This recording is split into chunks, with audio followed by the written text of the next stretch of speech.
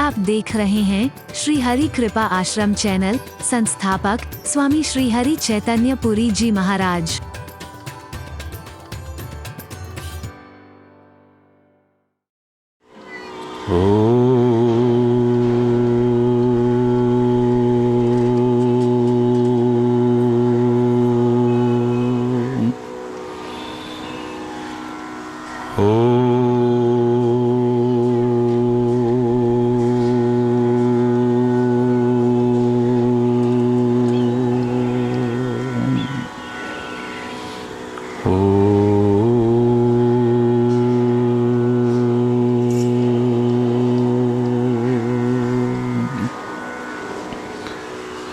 सर्वे भवन्तु सुखिनः सर्वे सन्तु निरामयाः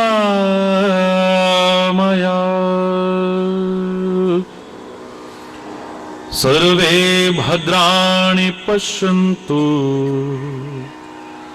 मा कश्चित् दुःखभाग् भवेत् मा कश्चित् दुःखभाग् भवेत्। ॐ शान्ति शान्ति शान्ति।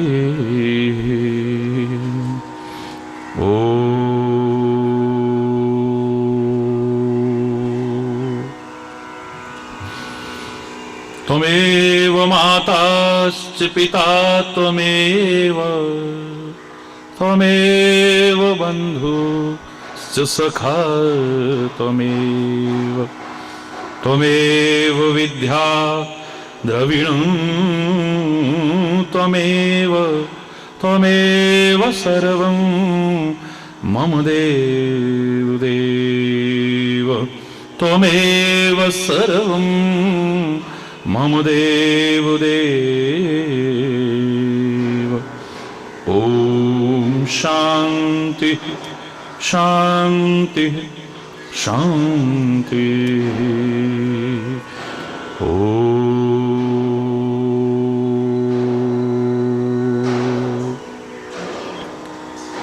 ध्यानमूलं गुरुर्मूर्ति पूजामूलं गुरुपदम् मंत्रमूलं गुरुर्वाक्यं मोक्षमूलं गुरुकृपा। ॐ शान्ति शान्ति शान्ति। ॐ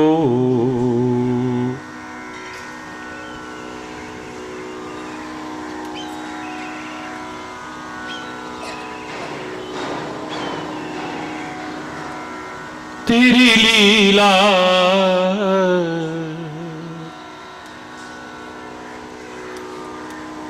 तेरी महिमा हरी है न्यारी न्यारी प्यारी प्यारी हरी हरी।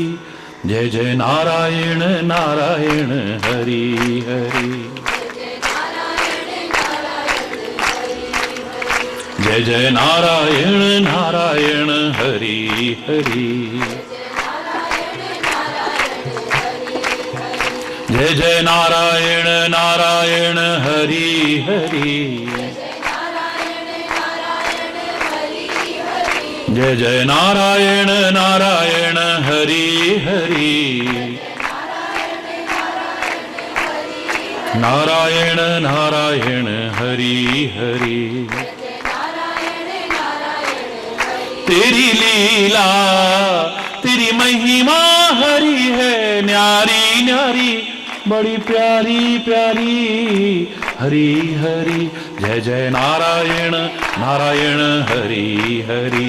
जय जय नारायण जय जय नारायण नारायण हरि हरि। नारायण नारायण हरि हरि। नारायण नारायण हरि हरि। नारायण नारायण हरि हरि नारायण नारायण हरि हरि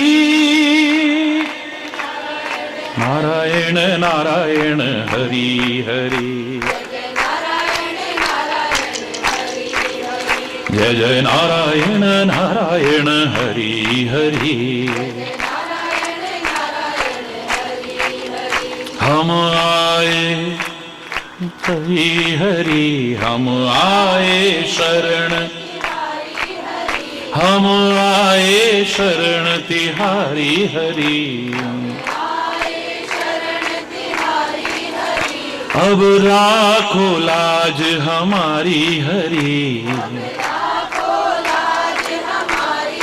राखो लाज हमारी हरि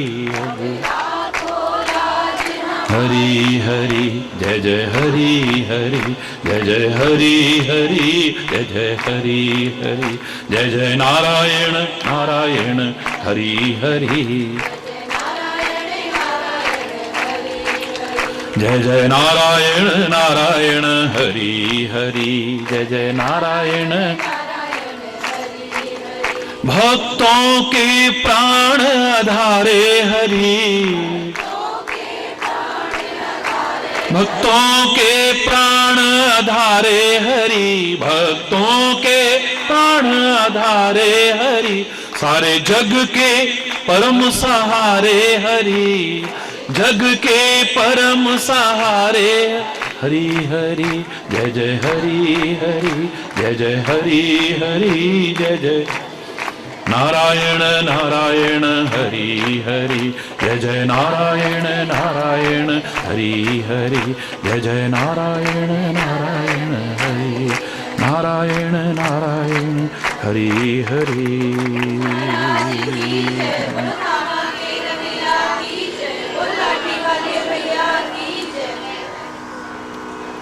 हरि बोल हरि बोल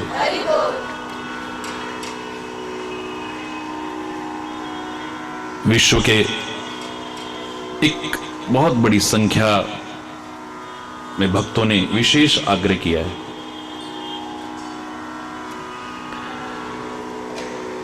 जनमानस ने एक विशेष आग्रह किया है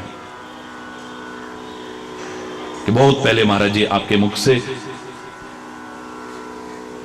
भगवान गजानन का वैज्ञानिक विश्लेषण सुना था।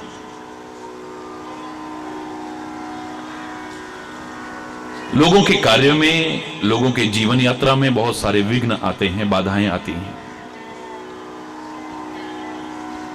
पूजा करके भी, पाठ करके भी,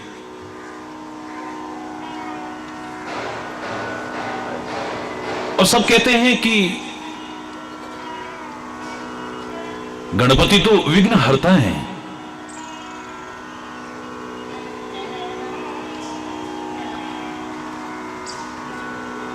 तो बहुतों के विघ्न क्यों नहीं दूर होते हैं?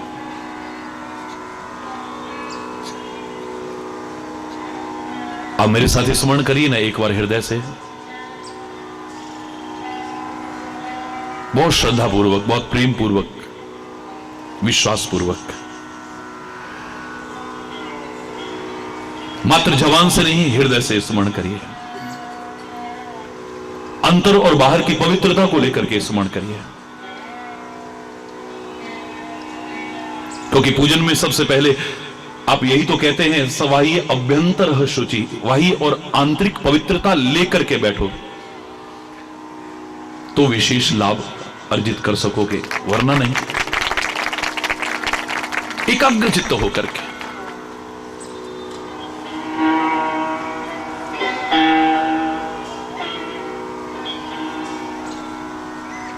गजाननं भूतगणादिसेवितं कपित्थजम्बूफलचारुभक्षणम् उमासुतं शोकविनाशकारकं नमामि विघ्नेश्वरपादपङ्कजम्।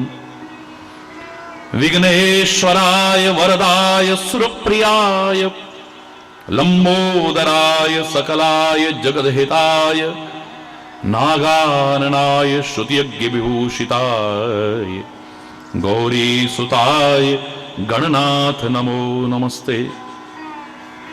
प्रणम्य शिरसा देवं गौरीपुत्रं विनायकं भक्तावासंस्मे नित्यम् आयुः कामार्थसिद्धये वक्रतुण्ड महाकाय सूर्यकोटि समप्रभ। निर्विघ्नं कुरु मे देव सर्वकार्येषु सर्वदा। लंबोदर नमस्तुभ्यं सततं मोदकप्रियं निर्विघ्नं कुरु मे देव सर्वकार्येषु सर्वदा। ओम गणानान्त्वा गणपतिं हवामहे प्रियानान्त्वा प्रियपतिं हवामहे निधीनान्त्वा निधिपतिं हवामहे। वसो मम आहमजानि गर्वदम् त्वमजासि गर्वदम्। ओम सुमुखस्य एकदन्तस्य कपिलो गजकर्णकः लंबोदरस्य विकटो विघ्ननाशो विनायकः। धूम्रकेतुर्गणाध्यक्षो भालचन्द्रो गजाननः। द्वादश एतानि नामानि यपठे शृणुयादपि विद्यारम्भे विवाहे च प्रवेशे निर्गमे तदा संग्रामैः संकटैश्चैव विघ्नस्तस्य न जायते। एकदन्तं महाकायं लंबोदर गजाननं विघ्ननाशकरं देवं हिरण्यं प्रणमाम्यहं। देहि मे रिद्धि सौभाग्यं देहि मे धन संपदम् इच्छा सिद्धि कुरु मे देव दयादीनं गणेश्वरः। रक्ष रक्ष गणाध्यक्ष रक्ष त्रैलोक्य रक्षकः भक्तानां अभयं करता त्राता भव भवानवात्। जो सुमिरत सिद्धि होय गणनायक करिवर वदन करो अनुग्रह सोय बुद्धिरासि शुभ गुण सदन। बोलो गजानन भगवान की। अब खाली स्मरण भी पवित्रता प्रदान करेगा। मंत्रों का अपना महत्व तो है, लेकिन जब हम किसी का भी स्मरण करते हैं उसका स्वरूप हमारे सामने आता है, और नहीं आता है तो आना चाहिए। और उसका जो स्वरूप हमारे सामने आता है उसके माध्यम से उसका जीवन चरित्र भी हमारे सामने आता है। उससे जो प्रेरणा मिले, जो संदेश मिले, अपना लो, सारा लाभ मिल जाए। बिल्कुल भगवान गजानन के बारे में भी मैं यही कहूंगा। ईश्वर की कृपा से, सदगुरुदेव भगवान की कृपा से मैंने जो हमारी भारतीय संस्कृति में विभिन्न आराध्य देवों के स्वरूप हैं उनका वैज्ञानिक विश्लेषण किया। उनमें सर्वप्रथम पूजित भगवान गणपति भी हैं। और आप जानते हैं कि मैं ईश्वर की कृपा से जो भी बोलता हूं एक वर्ग विशेष के लिए नहीं बोलता हूं, एक जाति विशेष के लिए नहीं बोलता हूं, एक संप्रदाय विशेष के लिए नहीं बोलता हूं। आप विचार करके देख लीजिएगा, जो भी बोलूंगा वो सर्व हितकारी चिंतन होगा, जन जन का हितकारी चिंतन होगा। कोई भी लाभान्वित हो सकता, कोई भी।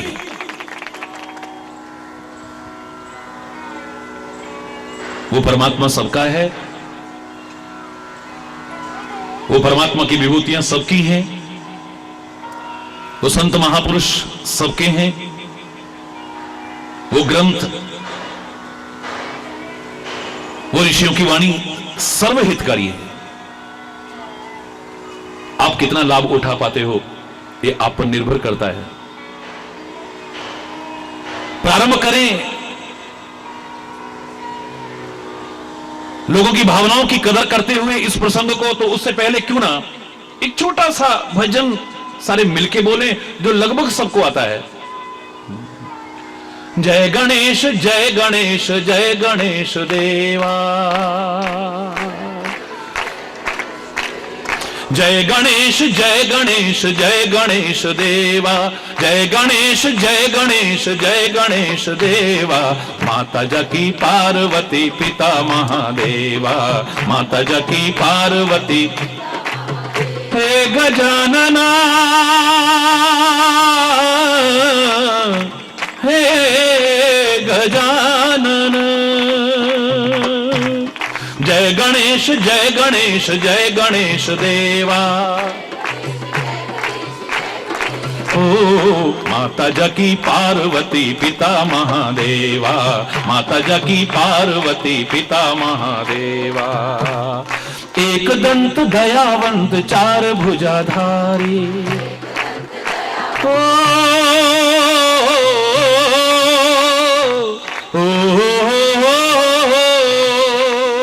एक दंत दयावंत चार भुजाधारी,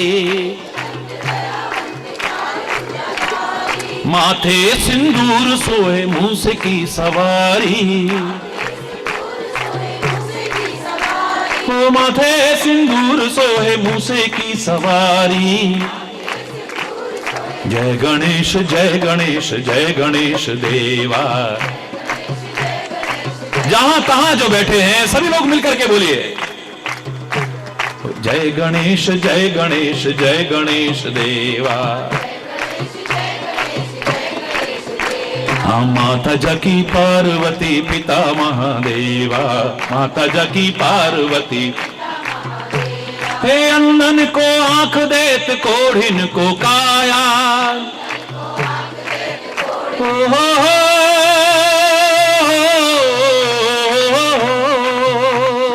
अंधन को आंख देत कोढ़िन को काया, हे बाझन को पुत्र देत निर्धन को माया, हो बाझन को पुत्र देत निर्धन को माया। जय गणेश जय गणेश जय गणेश देवा, जय गणेश जय गणेश जय गणेश देव। हाँ माता जकी पार्वती पिता महादेवा, हाँ माता जकी पार्वती पिता महादेवा। हार चढ़े हार चढ़े फूल चढ़े और चढ़े मेवा, हे लड्डून को भोग लगे संत करे सेवा, लड्डून को भोग लगे संत करे सेवा। जय गणेश जय गणेश जय गणेश देवा, जय गणेश जय गणेश जय गणेश देवा।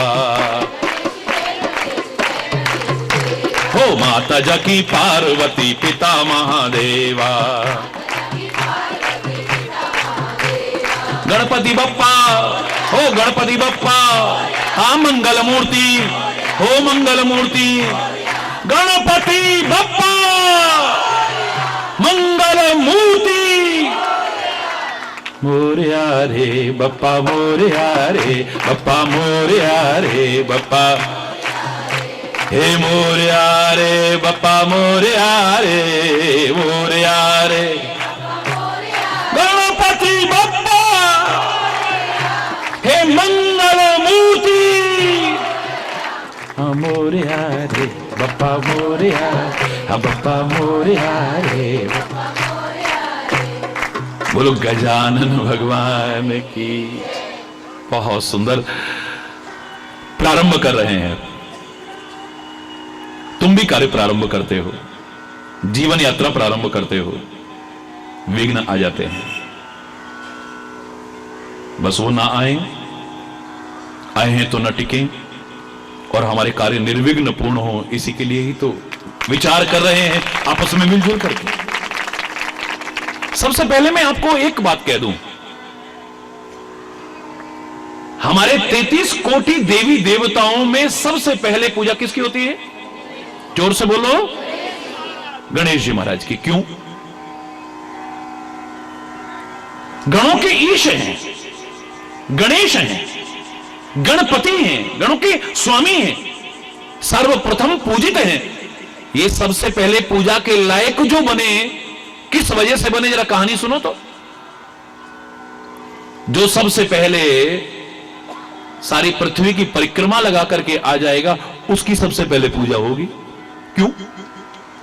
यही तो सुनते हो ना। तो सारे के सारे अपने तीव्रवाणी गामी वाहनों पर चढ़ करके चले,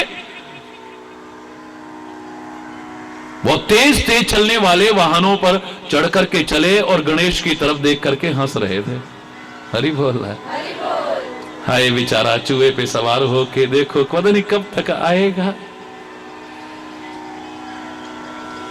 लेकिन कहते हैं कि सारे तो गए सारी पृथ्वी की परिक्रमा करने के लिए, पर मेरा भगवान गणपति अपने माता पिता की परिक्रमा लगा करके उनके चरणों में श्रद्धा पूर्वक नमन करके कहता है कि मेरी तो सारी दुनिया अपने मां बाप के चरणों में है।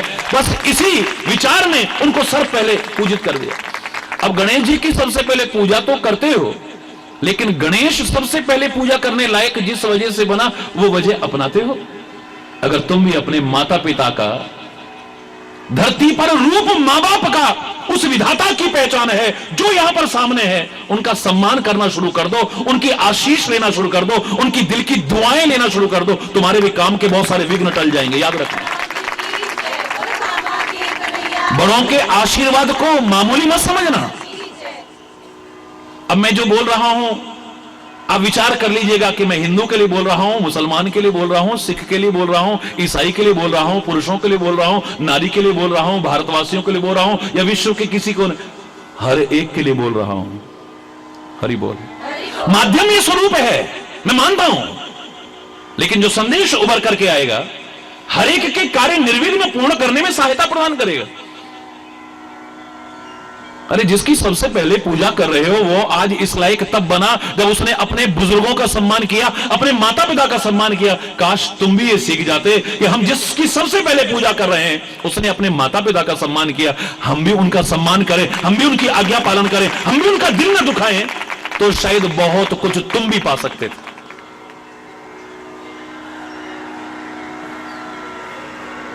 आज सारी दुनिया भारतवर्ष नहीं महाराज जी के चरणों में झुकने को तैयार। जब कोई चरणों की तरफ झुकता है तो मैं अभिमान नहीं करता, क्षमा चाहते हुए कहूंगा, मुझे उस समय याद आती है अपने बुजुर्गों की बात। आप में से अधिकांश लोग जानते हैं कि मेरे बचपन में एक आदत थी सबके चरण छूना, और इस वजह से कई बार उपहास का पात्र बनना पड़ता था। इस वजह से कई बार घर में विवाद होता था, वो तुम्हारी हैसियत का है, तुम उसके भी पैर छू देते हो, वो हमें प्रिय नहीं है, तुमने उसके पैर क्यों छुए, उसको सम्मान क्यों दिया, उसकी तो हमारे साथ। 100 वर्ष की एक बुजुर्ग थी हमारे घर में, रात को माता पिता के और उनके चरण दबा करके सोया करता था। एक दिन चरण दबा रहा था, बहुत रात हो गई, उनको नींद आ गई, कह नहीं पाई, बेटा बस बहुत हो गया, ये सच्ची घटना, आप बीती घटना सुना रहा हूं। जब आंख खुली तो देखा कि है इतना टाइम हो गया, बेटा अभी तक सोई नहीं। मैंने कहा कोई बात नहीं, मैं चरण दबाता रहा। कहती है बेटा दिन में तेरा मजाक उड़ा रहे थे कि तू हर एक के पैर छूता है, वो तुम्हारी हैसियत के हैं, ये 2 कौड़ी के लोग उनके भी पैर छू देते हो, खेतों के मजदूर आते हैं उनके भी पैर छू देते हो, कपड़े धोने वाली आती है तुम उसके भी पैर छू देते हो। हकीकत है ये, रसोई का काम करने वाली आती है उसके भी पैर छू देते हो। ये तेरा मजाक उड़ा रहे थे बेटा, बुरा मत मानना, तू अपनी इस आदत को छोड़ना मत। मैं रहूंगी या नहीं रहूंगी, लेकिन मेरे दिल से दुआ निकल रही है, आवाज निकल रही है, याद करेगा तू एक दिन कि जैसे आज तू सबके पैर छूता है ना, एक दिन वो आएगा सारी दुनिया तेरे पैर छूए।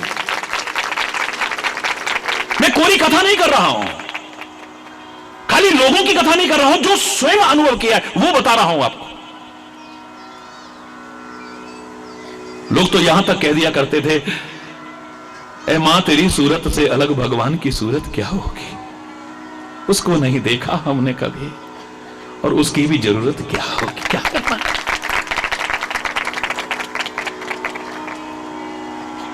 याद करो मां शब्द पर 12 जून को आप सीधा प्रसारण सुन रहे थे तो कितना कुछ बोला था, अंदर से जो जो उद्गार आते गए।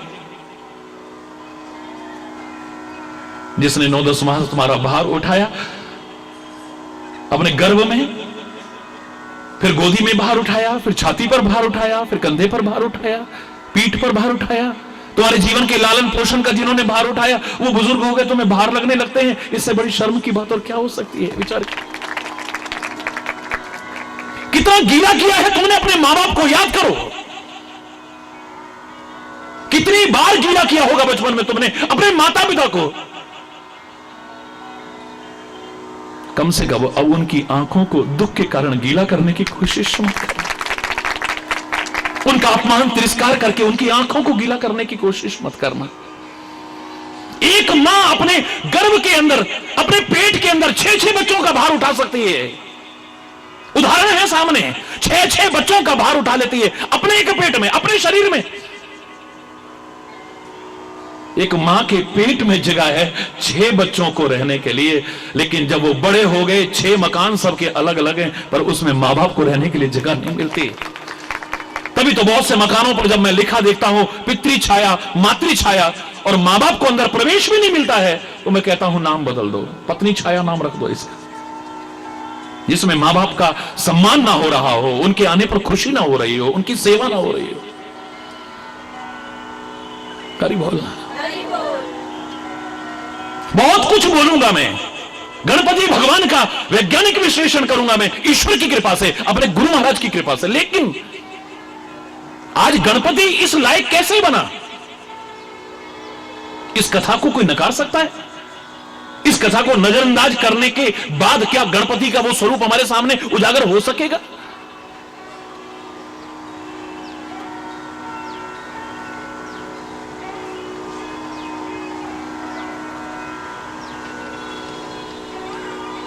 हरि बोल।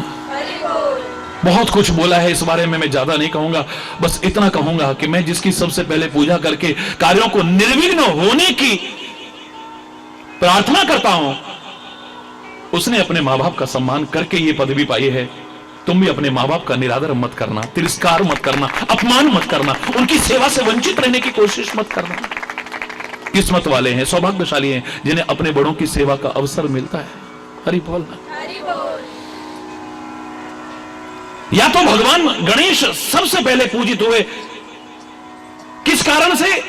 माता पिता को सम्मान देने के कारण, और या फिर हमारे पुराण कहते हैं दूसरी कथा और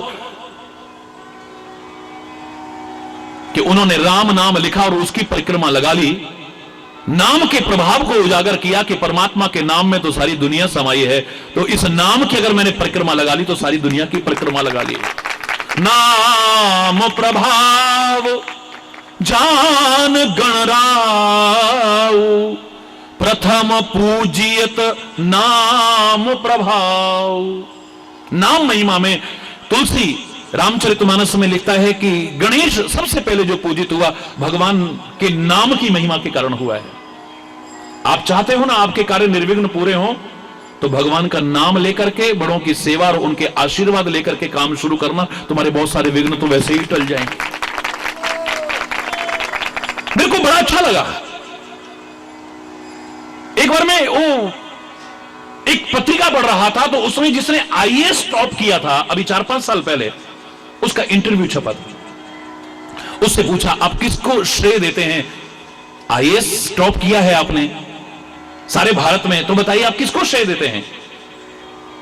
उसने कहा भगवान की कृपा, मां बाप के आशीर्वाद, मेरे गुरुदेव का मार्गदर्शन, मेरे साथियों की शुभकामनाएं और मेरी मेहनत, ये सारी मिलकर के मुझे सफलता दे पाई। खाली मेरी मेहनत नहीं और खाली आशीर्वाद भी नहीं, क्योंकि God helps those who help themselves. जो खुद कोशिश करेंगे वो परमात्मा भी उसकी मदद करेगा। हिम्मते मर्दा मददे खुदा, जो खुद कोशिश करेगा वो खुदा भी, वो अल्लाह भी, वो वाहिगुरु, वो भगवान भी उसकी सहायता करेगा और फिर सफलता मिलेगी। कितने विघ्न टल जाएंगे, कितने विघ्न टल जाएंगे, तुम सोच भी नहीं सकते हो। मेरे प्यारे बच्चों, मेरे प्यारे भाइयों, मेरी प्यारी बहनों, हरि बोलना, जोर से बोलो ना।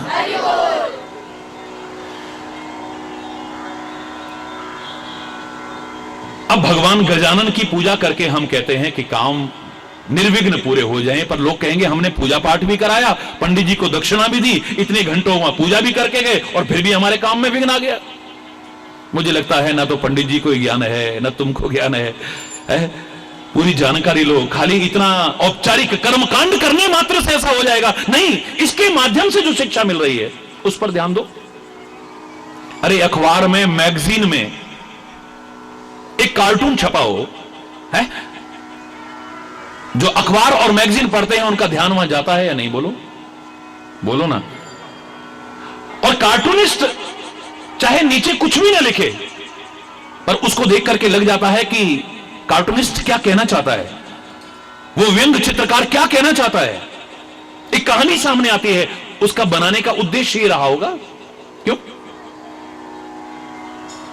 अखबार, मैगजीन, इनमें छपे हुए कार्टून के नीचे कुछ ना लिखा हो तो तुम्हें पता लग जाता है ये कार्टून के माध्यम से कार्टूनिस्ट क्या कहना चाहता है।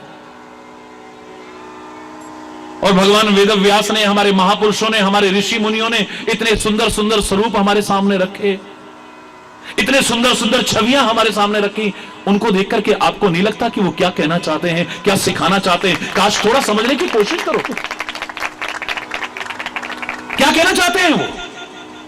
हमने तो खाली मजाक उड़ाया, इनके देवी देवता ऐसे हैं, देखो ना हाथी जैसा मुंह है, देखो ना हनुमान बंदर। हरि बोल। हमने सीखा ही नहीं है क्या सिखाना चाहता है। यह स्वरूप हमारे सामने, समाज के सामने प्रस्तुत करने वाला क्या दिव्य संदेश देना चाहता है। सबसे पहले मैं आपसे कह दूं, गणेश के स्वरूप को देखने के कारण जो शिक्षाएं मिलेंगी, उससे पहले कह दूं कि गणेश के भी द्वादश नाम हैं और उसमें सबसे पहला उसका नाम है सुमुखस्य। बड़े सुंदर मुंह वाला है। आप बताओ, जिसका हाथी का मुंह होगा, लंबी सारी सूंड होगी, लंबे लंबे कान होंगे, लंबे लंबे दांत होंगे, उसको आप सुंदर मुख वाला कहोगे? बोलो, सच बोलो, झूठ नहीं बोलो, डरो मत, बोलो, जोर से बोलो।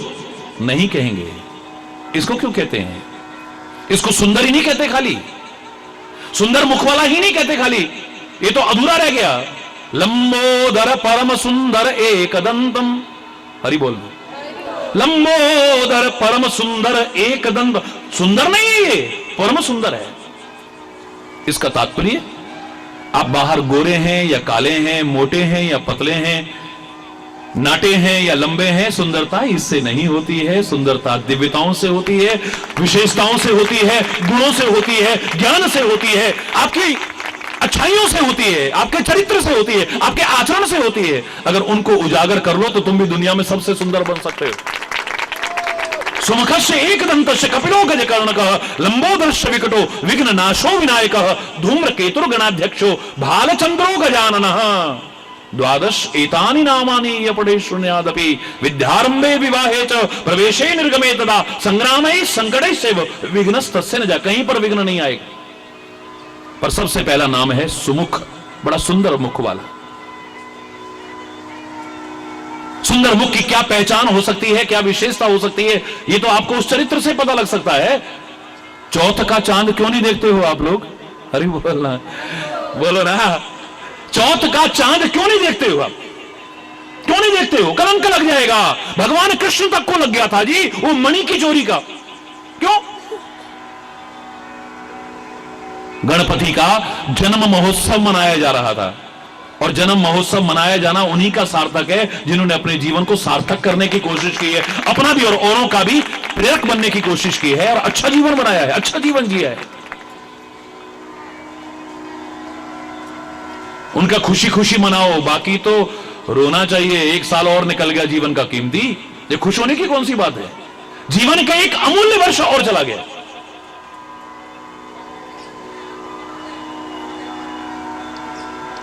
उस जन्म महोत्सव में सब गणेश जी की वंदना कर रहे थे, स्तुति कर रहे थे, परम सुंदर कहकर के उनकी कीर्ति का गायन कर रहे थे। चंद्रमा, जिसको अपने सबसे सुंदर होने का अहंकार, उसने मजाक उड़ाया। शक्ल देखिए, अरे बोल। तब इसको कलंक लगा था कि अरे वो सुंदरता के अभिमान में अकड़े नवयुवक। अब चंद्रमा, आज के दिन अगर तेरी कोई शक्ल भी देखेगा तो उसको कलंक लगेगा, तेरी शक्ल भी देखना कोई पसंद नहीं करेगा। ये सुंदरता खाली शक्ल से नहीं होती। सड़क पर चलते हैं ना तो ट्रकों के पीछे लिखा होता है, ना सीरत बुरी है ना सूरत बुरी है, बुरा है वही जिसकी नीयत बुरी है। ट्रकों के पीछे लिखा होता है, देखो कभी। सोक्रेटिस का नाम आपने सुना हो, सुकरात जैसे एक महान फिलोसोफर का, ग्रेट फिलोसोफर, महान दार्शनिक का अगर नाम सुना हो तो उसकी शक्ल बहुत सुंदर नहीं थी आपकी परिभाषा के अनुसार। जिसे इस समाज ने नासमझी के कारण उस युग में जहर का प्याला देकर के मार दिया था। क्योंकि हम कदर आदमी के जाने के बाद करते हैं, उसके सामने नहीं कर पाते हैं। कई बार मूर्खता है हमारी। यहां रोटी के दो दो टुकड़ों के लिए तरसता छोड़ते हैं अपने बुजुर्गों को, और उनके मरने के बाद सारी बिरादरी को बिठा के भोजन कराते हैं, चटकारे लेके खाते हैं लोग।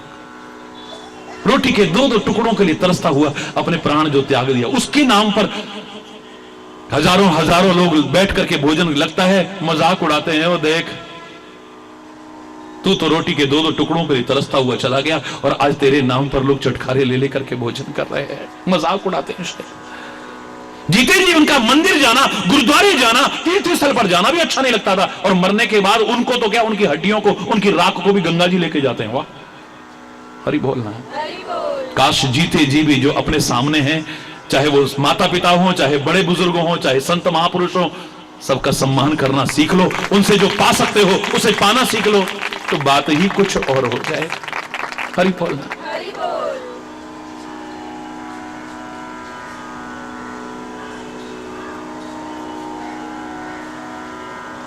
सुकरात, वो फिलोसोफर, वो दार्शनिक, उसकी एक आदत थी, शीशा देखा करता था ऐसे करके, हर समय शीशा देखना और कुछ ना कुछ अच्छा अच्छा चिंतन करता रहता। तो एक सुंदरता के अभिमान में अकड़ा हुआ नवयुवक आया और आके कहने लगा, ओ सुकरात, ये शीशा क्या देख रहा है? वो बड़े आराम से कहता है, बेटा शीशा तो तुमको भी देखना चाहिए ए नवयुवक, हम तो देखते हैं ना, पर तू, हाँ, क्या शक्ल दी है भगवान ने, शीशा देख रहा। हरि बोल, जोर से बोल रहा, क्या शक्ल है तेरी। नवयुवक, शीशा तो देखते हो, लेकिन जिस भावना से मैं देखता हूं ना, काश उस भावना से तुम देखो तो तुम्हें बहुत लाभ मिलेगा। किस भावना से देखता है भाई? सुकरात बड़े सरल शब्दों में शांतिपूर्वक कहता है, अरे वो सुंदरता के अभिमान में अकड़े नवयुवक, मैं जब जब शीशा देखता हूं ना, तो मेरे सामने एक भाव आता है कि परमात्मा ने शक्ल तो सुंदर नहीं बनाई, कुछ कर्म, अपने आचरण इतने सुंदर बना के जाऊं कि दुनिया हमेशा मुझे याद करती रहे, श्रद्धा से याद करती रहे। और ऐसी सुंदरता के अभिमान में अकड़े नवयुवक, तू भी जब शीशा देखा करे तो तेरे मन में आना चाहिए कि भगवान ने शक्ल तो बहुत सुंदर दी है, कहीं मेरे कर्म, मेरे आचरण, मेरी प्रवृत्तियां ऐसी ना हो जाएं जिसकी वजह से दुनिया थू थू थू थू करती रहे और मेरी कोई शक्ल भी देखना पसंद ना करे। हरि बोलना, जोर से बोलो ना। प्रेरणा लेना बहुत सुंदर है, तो अभिमान मत करना, ये हमेशा नहीं रहा किसी का। ताकत किसी की हमेशा नहीं रही, जवानी किसी की हमेशा, बोलो ना, जीवन किसी का हमेशा, सुंदरता हमेशा किसी की, कब झुर्रियां पड़ जाएंगी पता भी नहीं चलेगा। देखते देखते देखते देखते वो सुंदरता कहां गायब हो जाएगी। धन यौवन यूं जाएगा जावेदी उड़त कपूर। अगर तुम्हें लगता है भगवान ने बहुत सुंदर बनाया है, इस सुंदरता को बरकरार रखना, अच्छे कर्म, अच्छे आचरण, अच्छी प्रवृत्तियां, अच्छा चरित्र बना करके, अच्छा आचरण बना करके। और अगर सुंदर नहीं बनाया है ना, तो घबराना मत, हीन भावना मत लाना, इंफीरियरिटी कॉम्प्लेक्स अपने अंदर मत लाना। कुछ ऐसा करके जाओ कि बहुत सुंदर सुंदर सुंदर सुंदर भी तुम्हारे सामने फीके लगने लगे, बहुत सामने उजागर होते हो। हरि बोल। क्योंकि कॉम्प्लेक्स दोनों अच्छे नहीं है, चाहे सुपीरियरिटी कॉम्प्लेक्स हो चाहे इंफीरियरिटी कॉम्प्लेक्स। हीन भावना भी अच्छी नहीं है, अहंकार भी अच्छा नहीं, इन दोनों से बचना मेरे बच्चों। सुमुख बहुत सुंदर है, अगर वैसे हम कहें तो सुंदर कोई भी नहीं कहेगा, लेकिन सुंदर नहीं परम सुंदर कह रहे हैं तो साफ कह सकते हैं हम शक्ल के कारण नहीं, उनके आचरण के कारण, उनकी दिव्यताओं के कारण, उनके ज्ञान के कारण, उनकी विशेषताओं के कारण, उनके अच्छे चिंतन के कारण, उनके अच्छे आचरण के कारण हम भी ले आए। तो प्रेरणा लेते जाओ और फिर कौन कौन से विघ्न आपके टलेंगे देखते जाना। हरि बोल। फिर भगवान गजानन का जब आप स्मरण करेंगे, सबसे पहले आपको दिखाई देना चाहिए माथे पर चंद्रमा है। यह परिवार की विशेषता है, पिता भगवान शंकर भी सिर पर चांद धारण करते हैं, गंगा धारण करते हैं, यानी दिमाग को ठंडा रखते हैं। मां भगवती पार्वती के भी माथे पर चंद्रमा है। आप इस स्तुति में पढ़ते हैं कई जगह, दुर्गा सप्तशती वगैरह में पढ़ेंगे आप, तो माथे पर चंद्रमा है। कितने आप दुर्गा पर ग्रंथों में पढ़ेंगे, मां के सिर पर भी चंद्रमा है, दिमाग को ठंडा रखते हैं। और भगवान गणेश के तो 12 नामों में एक नाम ही बन गया है, भाल चंद्रो गजानन। भाल चंद्रो, अपने सिर पर चंद्रमा धारण, मस्तक पर चंद्रमा धारण करता है। चंद्रमा शीतलता का प्रतीक है, यानी अपने मस्तिष्क को ठंडा रखता है, बात बात में गर्म करने की कोशिश नहीं। सारे के सारे परिवार में शक्तिशाली हैं, शक्ति संपन्न है। हमारे अंदर तो जरा सी ताकत आएगी तो हम किसी को कुछ समझते नहीं, बात बात में लड़ेंगे, झगड़ेंगे, विवाद करेंगे, दंगा फसाद करेंगे, शक्ति का दुरुपयोग करेंगे। यही तो होता है हमारे अंदर। हरि बोलना, संबंधों की मधुरता खत्म कर बैठेंगे, शांति को भंग कर बैठेंगे, अशांति को पैदा कर बैठेंगे, परिवार को तोड़ बिखेर देंगे। रात दिन जब गुस्सा करोगे तो क्या होगा बोलो? आपके गुस्से को कौन बर्दाश्त करेगा? कब तक करेगा कोई? हरि बोलना।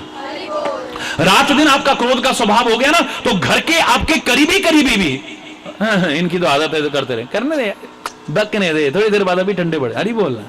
फिर आपको और गुस्सा आएगा, देखा मेरे गुस्से का कोई फर्क नहीं पड़ रहा, आदत है यार, कहने दे, कुछ नहीं होता, कोई फर्क नहीं पड़ेगा आपको। क्या फायदा? फिर किसी पर नुकसान हुआ या नहीं हुआ, फर्क पड़ा या नहीं, सबसे पहले तो अपना खून जलाने की कोशिश करूंगा मैं, और क्या करूं बोलिए? हरि बोलना, जोर से बोलो ना। मस्तिष्क को ठंडा रखना, ये कितना सुंदर इस परिवार की विशेषता है। सारे के सारे दिमाग, भगवान शिव की पूजा करते हो ना, जाके गंगा जल चढ़ाते हो, लोटा ठंडा ठंडा जल चढ़ाते हो, दिन भर में पता नहीं कितने लोग सब जगह डरा, तुम्हारे पर कोई 2-4 चढ़ाए तो पता लग जाए। हरि बोलना। और वो भी आजकल ठंड में चढ़ा दे तो फिर हरि बोल, जोर से बोलो ना। अरे मैं भी चढ़ा देता हूं, मैं कोई विरोध नहीं कर रहा हूं, लेकिन मेरे चढ़ाने में और तुम्हारे चढ़ाने में मुझे एक फर्क सा अनुभव होता है। अरे भगवान शंकर, तुम गंगा जल चढ़ाओगे, उसी के माथे से तो निकल रहा है, उसके सिर में से, उसकी जटाओं में से तो निकल रहा है, उसके तो सिर पे गंगा भी है, उसके मस्तक पर चंद्रमा भी है, दोनों शीतलता के प्रतीक हैं। उसको जरा सा गुस्सा आ जाए तो प्रलय आ जाए, आग लग जाए, लेकिन फिर भी दिमाग ठंडा रखता है। पर वो लोटा जल चढ़ाने वालों, चढ़ाते चढ़ाते कभी सोचो कि इसके दिमाग पर तो चढ़ा रहे हैं, काश अपने दिमाग को भी थोड़ा ठंडा कर लें तो घर की शांति बरकरार रहे, प्यार और संबंध बरकरार रहे, क्या आनंद आ जाए। कभी सोचा आपने? संसार में जीवित कौन है जिसका मस्तिष्क ठंडा है, जिसकी चेतना जागृत है और खून गर्म है, जिसका खून गर्म है, चेतना जागृत है और मस्तिष्क ठंडा है, वही जीवित है। वरना जीवित भी मृतक तुल्य कह दूं तो कोई अतिशयोक्ति नहीं होगी। जीवित भी मृतक तुल्य है, मरे के समान है। इस क्रोध ने बुद्धि नष्ट कर रखी है, इस क्रोध ने स्वास्थ्य खराब कर रखा है। पुराने लोग तो गांव में कहते थे, पैर गरम पेट नरम सिर ठंडा, आए हकीम तो मारो डंडा। हरि बोलना है। हाथ पैर ठंडे होने लगे, सोच लो there is something wrong, you should consult your doctor. Doctor की सलाह लेनी चाहिए, मामला गड़बड़ है? पेट आपका सख्त रहता है तो मामला, और सिर आपका गर्म रहता है तो मामला गड़बड़ा से। हरि बोल, जोर से बोलो ना, और जोर से बोलो ना, मामला गड़बड़ है भाई, विचार करिएगा। मैंने कहा था एक बार, याद करिए, जब मस्तिष्क की बात आई थी, इसी मस्तिष्क को देख करके कंप्यूटर बना, और इतना छोटा, इतना सेंसिटिव कंप्यूटर ना बना है, और कई दशक क्या सेंचुरीज तक बन भी नहीं पाएगा, जहां कोई कंप्यूटर ऑन करके डेटा फीड नहीं करने पड़ते हैं, कुछ भरना नहीं पड़ता है, अपने आप चालू है। आपने देखा, आ गई फोटो। हरि बोल। ये सीन देखा, आ गई फोटो। 50 साल, भगवान आपको लंबा जीवन दे, 50 साल बाद भी अगर याद करोगे, ये दृश्य आपके सामने चलचित्र की तरह घूम जाएगा। आज भी यहां बुजुर्ग जब कभी मिलते हैं ना, तो आजादी के टाइम सन 47 के किस्से सुनाते हैं, जो पाकिस्तान और भारत के बंटवारे पर जो दृश्य हुए थे उनको ऐसे सुनाते जैसे अभी हो रहा होगा। हरि बोलना है, चलचित्र की तरह घूम जाता है सारा। ऐसा कंप्यूटर होगा कहीं? ना अभी बना है और ना, कहते हैं ना भूतो ना भविष्यति, इसको देख करके बना है। लेकिन जो बना है इतना सेंसिटिव ना सही, इतना महान कंप्यूटर ना सही, पर उसको भी बचाया जाता है। वायरस से बचाने की कोशिश की जाती है। अगर वायरस आ जाएगा सब गड़बड़ हो जाएगा। बोलो, दूसरों के दोष रूपी जो चिंतन करते हैं यही वायरस है। गंदा चिंतन जो करते हैं यही वायरस है। अगर नहीं बचाओगे तो तुम्हारा यह कंप्यूटर भी खराब हो जाएगा। छोटे से छोटे कंप्यूटर को भी, छोटे से छोटे का हीट से बचाया जाता है, हीट से।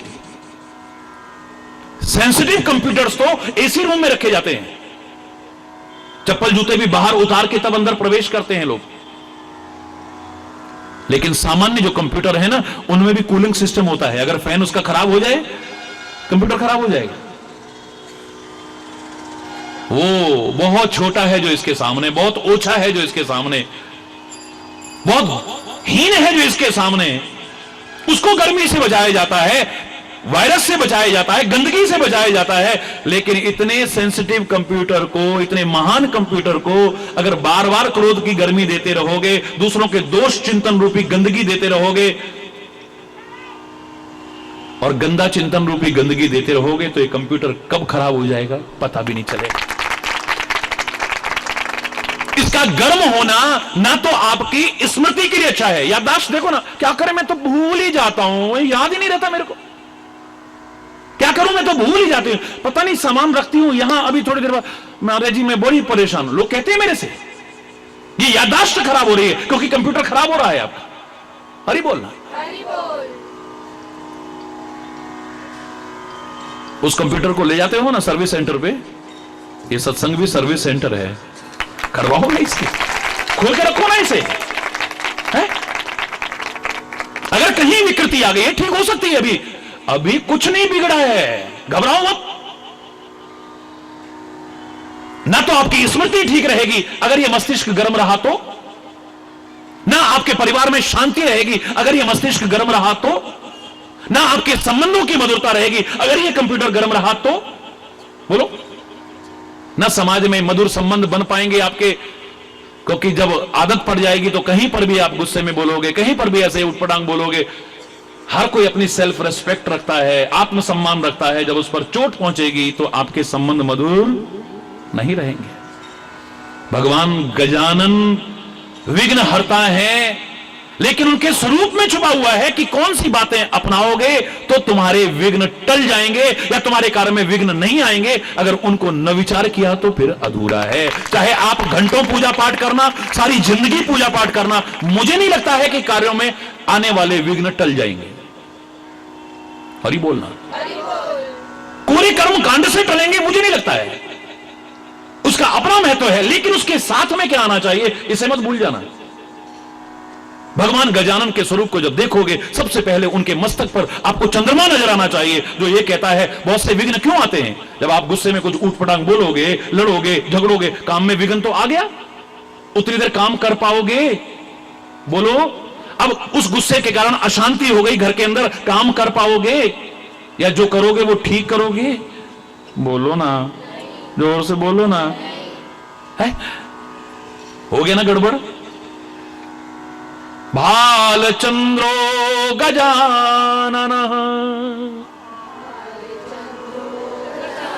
भालचंद्रो गजानन।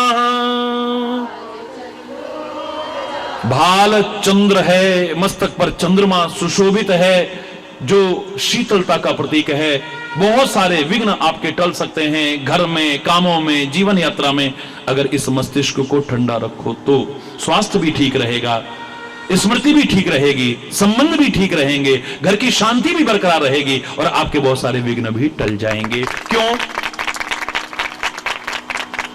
कोई भी बात थोपूंगा नहीं मैं, प्रैक्टिकल बात, कोई कहानी और कथा नहीं सुना रहा हूं, व्यावहारिक बात है। बोलिए। उसके बाद भगवान गजानन हैं, वो उनका आनन काय का है? गज का है, यानी हाथी का। ये भाग काय का है? बोलो ना। हाँ, हाथी का है। बड़ी विशेषताएं हैं इसमें, बड़ी विलक्षणताएं भरी हुई हैं, बड़ी अलौकिकता है इसमें, और कार्यों में कोई विघ्न ना आए, इसका सारा संदेश भरा हुआ है इसमें। आपकी विघ्न बाधाएं टल जाएं, इसके लिए बहुत दिव्य शिक्षाएं और प्रेरणाएं भरी हुई हैं इसमें। सबसे पहले सिर हाथी का है। दुनिया में कोई भी आपस में लड़ेगा या प्यार करेगा, कभी कभी खोपड़ी बिठा देता है। क्यों?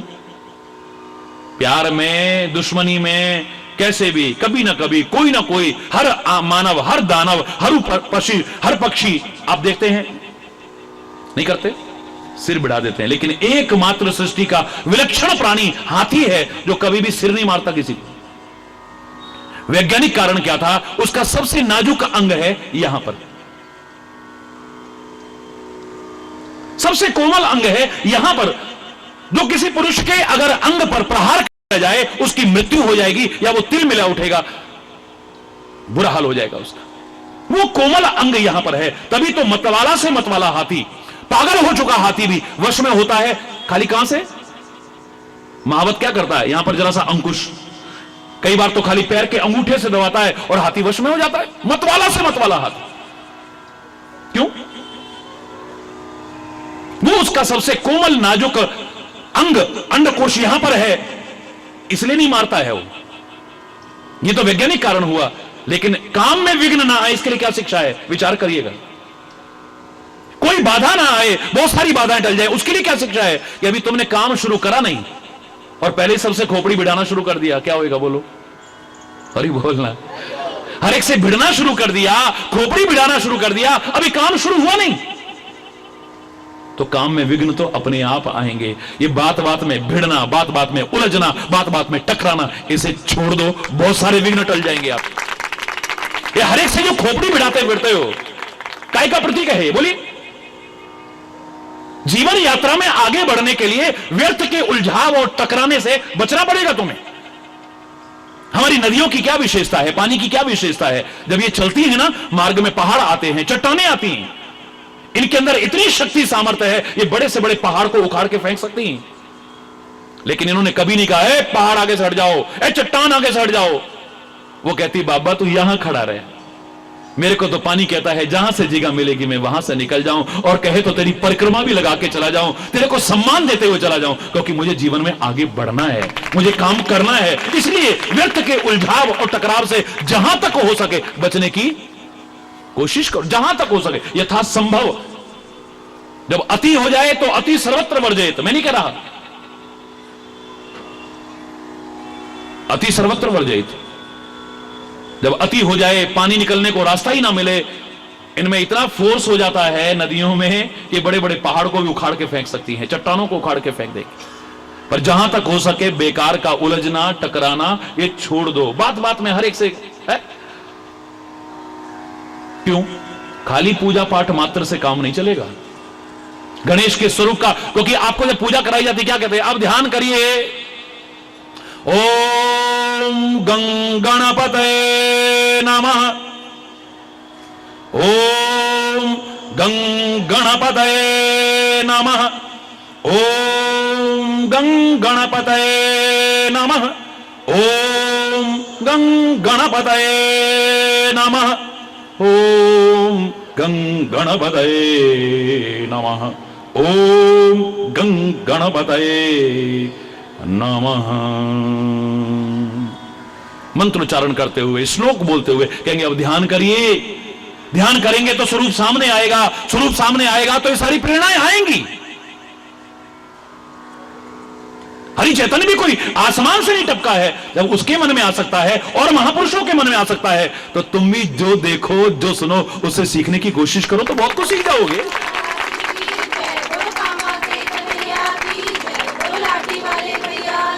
अगर तुम गुणग्राही बन जाओ, सीखने वाले बन जाओ, ये हवाएं सिखा सकती हैं, ये प्रकाश सिखा सकता है, ये आसमान सिखा सकता है, ये पृथ्वी सिखा सकती है, ये नदियां सिखा सकती हैं, ये पौधे सिखा सकते हैं, ये पेड़ सिखा सकते हैं, ये चींटियां सिखा सकती हैं, ये हाथी सिखा सकते हैं।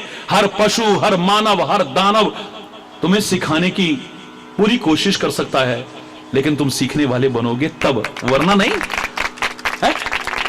तभी तो मैं हमेशा कहा करता हूं कि मेरे पास क्या है और कितना है यह ज्यादा महत्वपूर्ण नहीं है, और ग्रंथों में, वेदों में, पुराणों में क्या है और कितना है यह ज्यादा महत्वपूर्ण नहीं है, और संतों महापुरुषों के पास क्या है और कितना है यह ज्यादा महत्वपूर्ण नहीं है, पर तुम क्या और कितना ले सकते हो, कहां से ले सकते हो, यह ज्यादा महत्वपूर्ण है।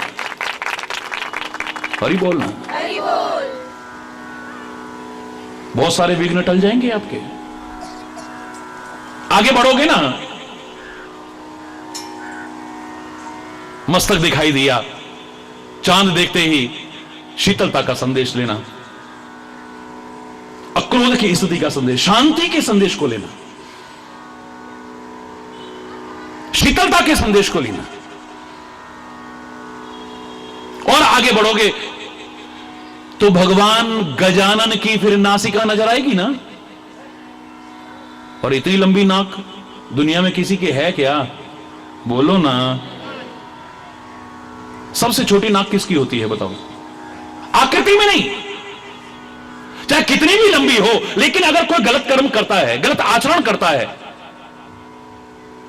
क्या कहता है, इसने तो नाक कटवा दी। कोई जरूरी नहीं कि लक्ष्मण की तरह वो लेकर के कृपाण और शूर्पणखा के नाक और कान काटे तभी कटती है। जो गलत करते हैं उनके लिए हम वैसे ही कहते हैं कि इसने तो अपनी नाक कटवा दी है। सारा है? जब तुम गलत करते हो तो नाक छोटी हो जाती है, आपकी बेइज्जती होती है तो आपकी नाक, जोर से बोलो ना, छोटी हो जाती है। आपका अपमान जगह जगह होता है तो आपकी नाक छोटी हो जाती है। और जिसका सारी दुनिया में सम्मान हो रहा हो उसकी लंबी नाक होती है। यह प्रतिष्ठा का प्रतीक, यह प्रतिष्ठा का सूचक है, सम्मान का सूचक है। यानी तुम ऐसे कर्म करो कि तुम्हारी प्रतिष्ठा हो संसार में, तुम्हारा यश फैले संसार में, सारी दुनिया तुम्हारे आगे नतमस्तक होने को तैयार हो जाए। क्या हो जाएगा इससे, जब तुम इस लायक बनोगे ना, हर कोई तुमसे अपना नाम जोड़ने की कोशिश करेगा। महाराज जी आप फलाने को जानते हो? मैंने कहा नहीं, मैं तो ऐसे तो नहीं जान। क्यों? वो तो कह रहा था मैं तो महाराज जी को बहुत अच्छी तरह जानता हूं। कैसे जानता है? बोले वो प्रोग्राम में आया था आपके, वहां कितने लोग थे? बोले 3-4 लाख लोग थे। अरे बोलना, अब महाराज जी को तो सब जानते हैं भाई, सारे विश्व में 172 से ज्यादा देशों में लोग जानते हैं, हैं?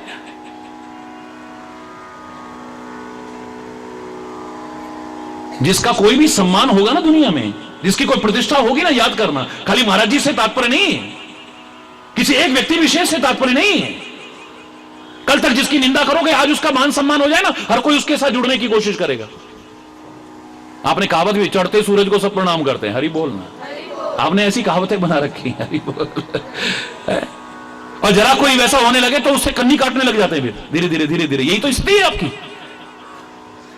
कोई प्रतिष्ठा वाला व्यक्ति हो, चाहे आपका कुछ ना लगता हो, पर दुनिया में थड़ी वो हमारे चाचा के, ताऊ का, फलाने का, ठिकाने का वो लगता है। कहां कहां से खोज लाओगे? क्यों? ये जो कमिश्नर आया ना हमारे, वो जो मेरे जेठ जी है ना, उनकी जो वो है ना, उसकी वो है ना, उसकी वो है ना, उसकी वो है। ये जो मुख्यमंत्री बनाए ना, हमारे चाचा के, ताऊ के, फलाने के, ठिकाने का, वो निकलता है। क्यों? गलत करूं? और अगर कोई प्रतिष्ठा वाला आदमी ना हो, मैं तो कह रहा हूं सगा रिश्तेदार भी हो, उसे पहचानने से भी तुम्हें इनकार कर दो, बहुत बड़ी बात नहीं। इतना गिर चुके हैं आप, आज इतना गिर चुके हैं कि उसको हम पहचानने में भी संकोच करेंगे, 10 लोगों में बताने में कि हमारा चाचा लगता है, ये हमारा ताऊ लगता है। एक व्यक्ति मेरे पास आया रोता हुआ, सड़क पर पत्थर तोड़ता था। महाराज जी मर जाने को मन कर रहा है। क्यों? इतना अनमोल जीवन। महाराज जी अब कुछ बाकी नहीं है। क्यों? क्या हो गया बेटा? उसकी समस्या का समाधान करेंगे। ये जीवन क्यों समाप्त करना है? महाराज जी मेरा एक ही बेटा है। कोई बात नहीं, बहुत से लोग जिनकी नहीं औलाद होती तो वो क्या मर जाते हैं, तेरा तो एक है ना। महाराज जी मैं पत्थर तोड़ता हूं सड़क पे, 2-2 पैसे कमा कमा के, कंजूसी कर करके, बचा बचा के आज मैंने अपने बेटे को पढ़ाया लिखाया, इस लायक बनाया कि वो पुलिस का इंस्पेक्टर बन गया है। तो फिर तेरे को तो खुशी होनी चाहिए। बोले महाराज जी आगे सुनो, मैं जा नहीं पाया कहीं पे भी, जहां जहां उसकी नौकरी थी, अब पास के थाने पे आ गया है यहां पे, तो तेरे को खुश होना चाहिए घर में। महाराज जी आगे तो सुनो क्या हुआ है। क्या हो गया? बोले आज मैं मिलने गया उससे, बाहर धूप में बैठा हुआ था, अपने दोस्तों के साथ बातें करने में, गप्पे मारने में मशगूल था, तो मेरे को देख करके उसने उठ के प्रणाम भी नहीं करा। तो मैंने कहा इतने से भी कोई मर जाने की बात है? अरे नहीं करता तो क्या हो गया? तू दूर से देख के खुश हो ना, तेरा जिगर का टुकड़ा है ना। बोले महाराज जी आगे तो सुन लो मेरी बात। मैं खड़ा रहा, मेरे को बहुत बुरा लग रहा था, उसने पहचाना नहीं, आके प्रणाम नहीं करा अपने बाप को महाराज जी, क्योंकि दोस्त बैठे हुए थे। अचानक एक पुलिस वाले ने कहा पुलिसिया अंदाज में, यहां क्यों खड़े हो? तब उसके मुंह से निकला, हाँ हाँ कोई बात नहीं, खड़े रहने दो। तो एक दोस्त ने पूछा इसको जानते हो क्या? बोले हमारे घर का नौकर है। इससे ज्यादा और क्या हो सकता है?